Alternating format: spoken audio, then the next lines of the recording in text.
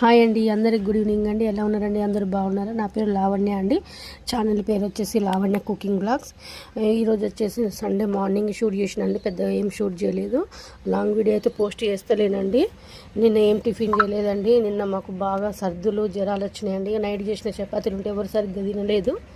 అందుకనే ఛాయ్ పెట్టి చపాతీలు తీస్తున్నాండి. మీరు కూడా వేసుకుంటారా చెప్పండి. ఇట్లుంది ఎవరికైనా అలవాటు. ఛాయ్లో చపాతీ వేసుకుని తింటే మంచిగా అనిపిస్తుందండి. ఒక అరకిలో చికెన్ అయితే చెప్పించినండి. అరకిలో అంటే 200 అంత వచ్చింది. కొంచెం సూప్ లాగా ఉందామని నోరులు అస్సలు మంచిగా లేవండి. అంటే చికెన్ జ్వరం వచ్చి చికెన్ తింటున్నాను అనుకోకండి. మాకు ఓన్లీ సర్దులేని అంతే. జలుబు బాగా అయింది. కొంచెం ఘాటుగా వండుకుంటే నోరుకు బాగుంటుంది టేస్ట్ అని. ఇంకా బట్టలు వినలేదండి. ఒక బౌల్ అయితే దొమ్మి పక్కకు పెట్టిన. నిన్న నల్ల రాలేదని చెప్పిన కదండి. ఇవాళ వచ్చేసింది. డ్రమ్ములు మొత్తం కడిగి నీళ్లు పట్టుకొని ఇక్కడ మొత్తం చెట్లు చూసిరండి. ఇంత లేట్లు వేసిన ఎప్పుడైనా మబ్బులు వేస్తే ఈరోజు కొంచెం లేట్లు వేసిన నీళ్ళు మొత్తం ఇంట్లోనే పట్టిర్రు. అంత జ్వరం వచ్చిందండి నాకైతే. విపరీతమైన హెడేక్ కూడా ఉంది. ఈ చికెన్ అయితే ఇట్లా మంచిగా కొంచెం ఘాటుగా ధనియాలు అవన్నీ వేసి మంచిగా చేసినండి. ఈ చికెన్ అయితే చూపించలేదండి.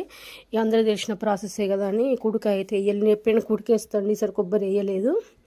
కొంచెం ఛాయ్ ఉంటే వేడి చేసుకొని తాగుతున్నాండి. ఇప్పుడు నిన్నటి నుంచి నేనైతే ఛాయ్ తాగి ఛాయ్ మీదనే ఉన్నానండి. మొత్తము సర్ది అయినదని ఏది తినబుద్ధి కావట్లేదండి. కొంచెం బగారా అయితే వేస్తున్నా.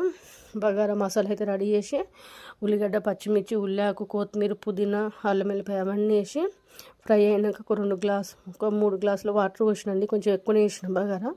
మా తమ్మునికి పంపిద్దామని బియ్యం కడిగి పక్కకు పెట్టుకున్నానండి. ఓకేనా అండి? మీరు ఏం వండుకున్నారో నాకు కమెంట్ చేయండి. లైక్ చేయండి, షేర్ చేయండి, కమెంట్ చేయండి.